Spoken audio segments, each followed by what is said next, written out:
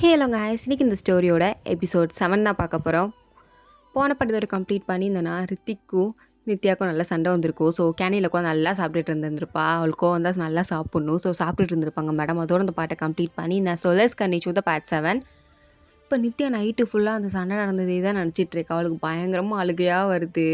எதுக்கு தான் இவர் இப்படி இருக்காரோ அப்படின்னு நினச்சா அதை அழுது நைட்டு ஃபுல்லாக தூங்காமல் அழுதுருப்பா. ஸோ மறுநாள் காலையில் கண்ணு ஃபுல்லாக வீங்கி போய் அப்படியே கண்ணெல்லாம் ரெட்டிஷ் ஆகி தான் ஆஃபீஸ்க்கே வரா. பட் ரித்திக்கு நம்ம நித்யா கிட்ட க்ளோஸ் ஆகிட்டே போகிறோம், அவளை நம்ம அவாய்ட் பண்ணோம் அப்படின்னு கம்ப்ளீட்டாக அவளை அவாய்ட் பண்ணோம் அப்படின்னு சொல்லிட்டு அவர் பாட்டுக்கு உட்காந்துருக்காரு. அப்போது நித்யா அவள் பாட்டுக்கு கிராஸ் பண்ணி தான் போகிறா. நித்யா அவர் பார்க்குறாரு. அவள் கண்ணு ஃபுல்லாக ரெட்டிஷாக இருக்கிறத நோட் பண்ணிட்டு நித்யா அப்படின்னு கூப்பிட்றாரு. நித்யா ஒரு செகண்ட் அப்படியே நின்று திரும்பி பார்க்குறா. ஒரு செகண்ட் அவளையே பார்த்துட்டே இருக்காரு. ஒன்று நித்யா, என்ன சார் ஏதாவது சொல்லணுமா அப்படின்னு கேட்குறா. ஆனால் ரித்திக் ஒன்று தான் ஞாபகம் வந்தது.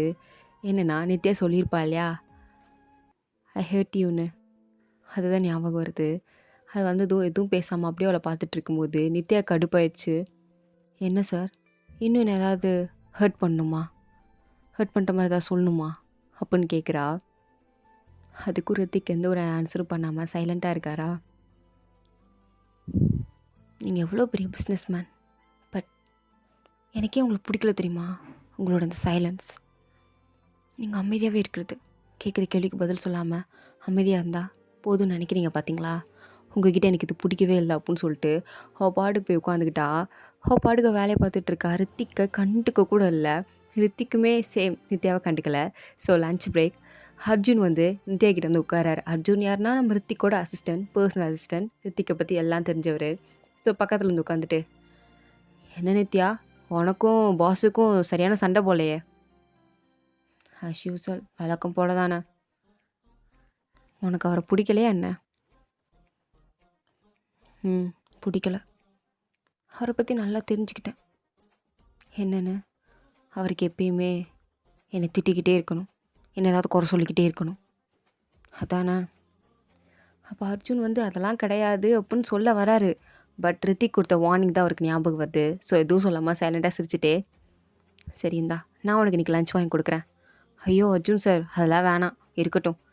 நீ இன்றைக்கி பார்க்குறதுக்கு ரொம்ப சோகமாக இருக்க. அதுவும் நேற்று நைட்டில் தூங்கியிருக்க மாட்டேன்னு நினைக்கிறேன். ஏன்னா உன் ஃபேஸெல்லாம் பார்த்தாலே தெரியுது. ஏன்னா தூங்காமல் கனெல்லாம் வீங்கி போயிருக்கு. ஸோ இந்த ஃபுட்டை சாப்பிடு அப்படின்னு அவளுக்காண்டி லஞ்செல்லாம் அர்ஜுன் வாங்கி கொடுத்துட்டு போகிறாரு. இது ரித்திக் பார்த்துட்டு, இவன் என்ன பண்ணிகிட்டு இருக்கான் அப்படின்ற மாதிரி மோஸ்ட்டாக தான் பார்த்துட்ருக்காரு. அர்ஜுன் அதை பார்த்துட்டு ஆத்தாடி பாஸ் பார்க்குறாரு அப்படின்னு அங்கேருந்து நைஸாக நகட்டு போயிட்டாரு. ஸோ கொஞ்ச நேரம் கழித்து ஆக்சுவலி நித்யா இன்றைக்கி ஒரு டிசைட் பண்ணிட்டு தான் வந்திருப்பா. என்னென்னா நம்ம ரிசைன் பண்ணிடலாம், இவர்கிட்ட இதுக்கு மேலே நம்மளால் வேலை பார்க்க முடியாது, நம்மளை ரொம்ப ஹர்ட் பண்ணுறாரு அப்படின்னு சொல்லிட்டு ரிசைன் பண்ணிடலான்னு சொல்லி நேராக ரித்திக்கோட ரூம் கிட்ட தான் அந்த லெட்டரை தூக்கிட்டு போகிறா. அவளுக்கு வந்து ஒரு மாதிரி பயமாக தான் இருக்குது. இருந்தாலும் இது சரிப்பட்டு வராது அப்படின்னு முடிவு பண்ணி கேபின் டோர் ஓப்பன் பண்ணி அவள் பாட்டுக்கு போய் லெட்டர் அப்படியே முன்னாடி வைக்கிறா. ரித்திக் ஏதோ ஃபைல் பார்த்துட்டு இருந்திருப்பாரு. அந்த ஃபைலை கீழே வச்சுட்டு, என்னது நித்யா அப்படின்னு அதை எடுத்து பார்க்குறாரு. அது ரிசைனிங் லெட்டர் அப்படின்னு அந்த லெட்டர் மேலே ஒரு டைட்டில் போட்டிருக்கோம். அதை பார்த்ததுமே ரித்திக் அவ்வளோ கோவம் வருது. அப்படியே நித்யா முறைச்சி பார்த்துட்டு, என்னது இது, நான் இந்த கம்பெனியை விட்டு ரிசைன் பண்ணிட்டேன் சார், என்னால் அதுக்கு மேலே இங்கே வேலை பார்க்க முடியாது. இல்லை முடியாது, நீங்கள் தான் வேலை பார்த்தாகணும். ஏன், நான் ஏன் பண்ணணும், நான் இங்கே திருப்பி வேலை பார்க்கணும்? நீங்கள் திருப்பி என்னை கொடுமைப்படுத்துறதுக்கா, என்னை திட்டிக்கிட்டே இருக்கிறதுக்கா, என்னை கஷ்டப்படுத்துறதுக்கா? நித்யா நீ ரொம்ப ஓவராக பேசுகிற. நீங்களும் தான் சார் என்கிட்ட ரொம்ப ஓவராக பண்ணுறீங்க. நித்யா, என்ன சார், நீங்கள் இங்கே மற்ற எம்ப்ளாயி ட்ரீட் பண்ணுற மாதிரி நான் ட்ரீட் பண்ணால் கூட அக்செப்ட் இட். பட் என்னை கொஞ்சம் ஸ்பெஷலாகவும் ட்ரீட் பண்ணுறீங்க, அதே சமயம் ரொம்ப ஹர்ட்டும் பண்ணுறீங்க. அண்ட் உங்களுக்கும் எனக்கும் கல்யாணம்னு சொல்கிறாங்க. எனக்கு ஒன்றுமே புரியல சார். ஆனால் நீங்கள் அது எதுக்குமே சம்மந்தமே இல்லாத மாதிரி சைலண்ட்டாகவே இருக்கீங்க. ஐ கேன் அண்டர்ஸ்டாண்ட், நீங்கள் என்ன சொல்கிறீங்க, என்ன பண்ணுறீங்க, எனக்கு எதுவும் புரியலை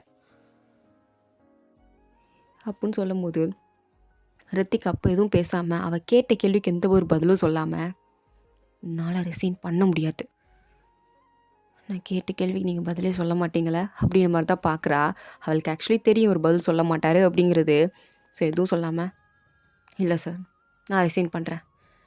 நித்யா நீ என்ன பைத்தியமா, இங்கே வேலைக்கு சொல்கிறதுக்கு முன்னாடி ஒரு கான்ட்ராக்ட் பேப்பரில் சைன் போட்டியே மறந்துட்டியா? அதை ரிமைண்ட் பண்ணிப்பார். அதில் என்ன போட்டிருந்துச்சு? கொட்டை எழுத்துல போட்டிருந்துச்சே, நீங்கள் இந்த கம்பெனியில் சேர்ந்து 1 இயருக்கு அப்புறமா தான் ரிசைன் பண்ண முடியும். இல்லை முடியாது, நான் ரிசைன் பண்ணுவேன், தவிர்க்க முடியாத ஒரு சுச்சுவேஷன் அப்படின்னா நீங்கள் இந்த 1 மந்த்தா 1 வருஷம் சேலரியை மொத்தமாக பே பண்ணிட்டு தான் உங்களால் ரிசைன் பண்ண முடியும் அப்படின்ற ஒரு வேர்டு இருந்துச்சு. நோட் பண்ணிங்களா இல்லையா? அதெல்லாம் பார்த்து படித்து பார்த்தானே சைன் பண்ணீங்க, இப்போ என்ன அப்படின்னு ரித்திக் கேட்க, நித்யாவுக்கு அவ்வளோ கோவம், அப்படியே கண்ணெல்லாம் சவக்குது, கண்ணீராக வருது, கோவத்தில் அழுகையும் சேர்ந்து வருது. பாரு, நீ ரொம்ப பண்ணுற, அப்போது என்னை பிளான் பண்ணி தான் இப்படி என்னை போட்டு பாடப்படுத்திகிட்ருக்கியா? அப்படி என்ன நான் என்ன பண்ணிட்டேன் உனக்கு? ஏன் என்னை இவ்வளோ ஹர்ட் பண்ணுறீங்க? நான் அப்படி என்ன பண்ணேன்? பதில் சொல்லுங்கள் அப்படின்னு கேட்குறா. ஆனால் ரித்திக் அதுக்கு எந்த ஒரு பதிலும் சொல்லாமல் அமைதியாக இருக்காரு. ஆமாம், இப்படி இருங்க, எது கேட்டாலும் வாயை முடிக்கிட்டு அமைதியாகவே இருங்க அப்படின்னு கத்திட்டு அங்கேருந்து அவள் பேக்கை தூக்கிட்டு அவள் பாட்டுக்கு போகிறா. அவள் பாட்டுக்கு அழுதுகிட்டே ஆஃபீஸை விட்டு வெளியே நடந்து போயிட்டுருக்கா. அப்போது பின்னாடி ஒரு ஒயிட் கலர் கார் இவளையும் ஃபாலோ பண்ணிட்டு வருது. நித்யா அழுதுகிட்டே இருக்கிறதால பின்னாடி அந்த காரை நோட்டீஸ் பண்ணியிருந்திருக்க மாட்டா. ஸோ அது பின்னாடி ஃபாலோ பண்ணிட்டு தான் வந்திருக்கு. அந்த காருக்குள்ளே இருக்க ஒரு பர்சன், 2 பேர் இருக்காங்க. 2 பேருமே மார்க்ஸ் ஃபேஸில் வந்து மாஸ்க் போட்டிருக்காங்க. அதில் ஒரு பர்சன் சொல்கிறாரு, இந்த பொண்ணை தான் பாஸ் தூக்கிட்டு வர சொன்னார், கிட்னாப் பண்ணிட்டு வர சொன்னார் அப்படின்னு அசால்ட்டாக சொல்கிறான். பட் இதெல்லாம் தெரியாத நித்யா அவள் பாட்டுக்கு அவள் தெருவுக்குள்ளே நடந்து போயிட்டுருக்கா. அதே சமயம் இது மத்தியான நேரம் அப்படிங்கிறதுனால தெருவில் யாருமே இல்லை, ரொம்ப எம்டியாக தான் இருக்குது. பட் நித்யாவை ஃபாலோ பண்ணிட்டு வந்தவங்க காரை விட்டு இறங்கி நித்யாவை பிளாக் பண்ணுறாங்க. நித்யாவுக்கு ஒன்றும் புரியல, யார் இவங்க அப்படின்னு. அக்கம் பக்கம் சுற்றி பார்க்குறா, யாரும் இல்லை அப்படின்னு தெரிஞ்சதும் பயமாக இருக்குது. யார் நீங்கன்னு கத்துறா. பட் வந்த பர்சன்ஸா, யார் நாங்களா, உன்னை தூக்கிட்டு போதான் சொல்ல வந்திருக்கோம் அப்படின்னு 2 பேரும் சேர்ந்து நித்யாவோட கையை பிடிச்சி இழுத்து காருக்குள்ளே ஏற்ற ட்ரை பண்ணுறாங்க. அவளும் இங்கிட்டு அங்கிட்டு உட்காந்து புரள்றா, விடுங்க விடுங்கன்னு கத்துறா, ஹெல்ப்னு கத்துறா. பட் யாருமே வரமாட்டேங்கிறாங்க. அது ஒரு முட்டு சொந்து வேறு, யாரும் இல்லை. இவ்வளோ கத்தி பார்க்குறா, கத்திரி பார்க்குறா, யாருமே வரமாட்டேங்கிறாங்க. அப்போது ஒரு கல் வந்து ஒரு அந்த நித்யா கையை பிடிச்சிட்டு இருக்கவன் மேலே பட்டுன்னு வந்து அடிக்குது. யாருன்னு பார்த்தா ரித்திக் தான். ஸோ ரித்திக் நித்யா ஃபாலோ பண்ணிட்டு வந்திருக்காரு போல். ஸோ கல்லெடுத்து ஒருத்த மண்டையை உடச்சிட்டு இன்னொருத்தவங்க கூட பயங்கரமாக ஃபைட் பண்ணுறாரு. அதுவும் என்ன சொல்லி ஃபைட் பண்ணுறான்னா, ஷீ இஸ் மை கேர்ள், அவளை தொடுறதுக்கு உனக்கு எப்படி இருந்திருக்கணும், அவள் என்னோடது, நீ எப்படி அவளை தொடலாம் அப்படின்னு சொல்லி தான் பயங்கரமாக அவனை போட்டு அடிச்சிட்ருக்காரு. ஆனால் அவனுக்கு 2 பேரும் மாறி மாறி ரித்திக்கோட ஃபைட் பண்ணுறாங்க. ரித்திக்கும் பயங்கர ஆக்ரோஷமாக ஃபைட் பண்ணிகிட்ருக்காரு. நித்யா இவ்வளோ ஆக்ரோஷமாக ரித்திக்கை பார்த்துருக்கவே மாட்டா. அவளுக்கே ஒரு மாதிரி லைட்டாக பயமாக தான் இருக்குது. அப்படியே பயத்துலேயே பார்த்துட்டு இருக்கும்போது ரித்திக் கத்துறாரு, நித்யா இங்கேருந்து போ அப்படின்னு. ஆனால் நித்யாவால் அங்கேருந்து மூவ் பண்ண முடியல. ஏன்னா இன்னொருத்தன் நித்யாவை அப்படியே பிடிச்சி அவள் கழுத்துக்கிட்டே கத்தி வச்சுட்டு, இப்போ நீ மட்டும் அவனை அடிக்கிறத நிப்பாட்டல, கழுத்துலேயே இறக்கிடுவேன் கத்தி அப்படின்னு சொன்னதுக்கப்புறம் தான் ரித்திக் ஒரு அடி கூட அவன் அடிக்கலை. அப்படியே ஸ்டாப் ஆகி, வேண்டாம் அவளை விட்டுரு, நித்யாவை கொடுத்துரு, என்கிட்ட கொடுத்துரு, விட்டுரு அப்படின்னு சொல்லி பயங்கரமாக கெஞ்சுறாரு. இவ்வளோ நேரம் எங்களை போட்டு நாயடி அடிச்சுட்டு இப்படி கெஞ்சுனா விட்டுருமா, சுருக்கிடுவா அப்படின்னு அவள் முன்னாடியே ரித்திக் முன்னாடியே நித்யா கழுத்தை குத்தலான்னு பார்க்குறாங்க. ஆனால் ரித்திகா வேண்டான்னு சொல்லி கையாலேயே போய் நித்யாவோட கழுத்தில் அவன் கத்தி வச்சுருப்பா இல்லையா, அதை அப்படியே பிடிக்கிறாரு. பிளட் அப்படியே பீச்சிட்டு அடிக்குது. நித்யா அப்படியே பயந்துட்டா. அந்த டைம் ரித்திக் ஆல்ரெடி போலீஸ்க்கு கால் பண்ணியிருந்திருப்பார் போல். ஸோ போலீஸோட சத்தம் கேட்டதும் அவங்க 2 பேரும் அங்கேருந்து தப்பிச்சோம் பொழைச்சோன்னு ஓடி போயிட்டாங்க. அவங்க போனதுக்கப்புறம் நித்யா அப்படியே ரித்திக் கையை பார்க்குறா. பிளட் அது பாட்டுக்கு போயிட்டுருக்கு ரித்திக்கு. ஆனால் அதெல்லாம் மைண்ட்லே இல்லை. நித்யா பார்த்து, வீட்டுக்கு போ, நீ வீட்டுக்கு போ அப்படின்னு சொல்லிட்டு இருக்காரு. ஆனால் நித்யாவா பயந்து போய் அவள் கண்ணிலலாம் அவ்வளோ அழுக தெரியுது, வருத்தம் தெரியுது, ரித்திக் ஏதாவது ஆயிருமோன்னு ஒரு பயம் தெரியுது. அப்படியே பயத்தில் ரித்திக் கையை பிடிச்சிட்டு, என்ன பேசுகிறீங்க நீங்கள், பிளட் எவ்வளோ போயிட்டுருக்கு, என்ன வீட்டுக்கு போகணும்னு சொல்லிட்டு இருக்கீங்க, இப்போ இதுவா முக்கியம், நித்யா நீ போ, அதெல்லாம் போக முடியாது, வாயை மூடுங்க அப்படின்னு ரித்திக்கே அரட்டிட்டு அவளோட ஸ்கார்ஃப்லேருந்து ஒரு கொஞ்சம் துணியை கிழிச்சு ரித்திக்கோட கையில் சுற்றி விட்டுட்ருக்கா. கட்டிட்டு வலிக்குதான்னு வேறு கேட்டுட்ருக்கா. ஆனால் ரித்திக்கு அதெல்லாம் வலியே தெரியவே இல்லை. ஏன்னா அவர் நித்யாவே அப்படியே பார்த்துட்டே உட்காந்துட்ருக்காரு. ஆனால் நித்யாவுக்கு தான் ரொம்ப பயமாக இருக்குது, நம்மளால் இவருக்கு இப்படி ஆயிடுச்சு அப்படின்னு. நீங்கள் எதுக்கு ஃபஸ்ட் இங்கே வந்தீங்க, என்னையே ஃபாலோ பண்ணுறீங்க, அது எப்படி உங்களுக்கு மட்டும் தெரியுது, எனக்கு ஏதாவது பிரச்சனைனா அப்படியே கரெக்டாக வந்து காப்பாற்றுறீங்க அப்படின்னு கேட்குறா. அதுக்கு ரித்திகா ஆஸ் யூஷுவல், ஏன்னா நீ எம்ப்ளாயி, உன்னால் எந்த ஒரு ப்ராப்ளமும் என் கம்பெனிக்கு வரக்கூடாது, நீ ஒரு நாள் லீவ் போட்டாலும் எனக்கு தான் லாஸு, அதான் நான் எல்லாரையும் ஃபாலோ பண்ணுவேன். அதே மாரி தான் உன்னையும் ஃபாலோ பண்ணேன் அப்படின்னு சொல்கிறாரு. நித்யா ஆக்சுவலி இந்த ஆன்சர் எதிர்பார்த்துருந்துருப்பா. அப்படியே ரித்திக் ஒரு முறை முறைச்சிட்டு,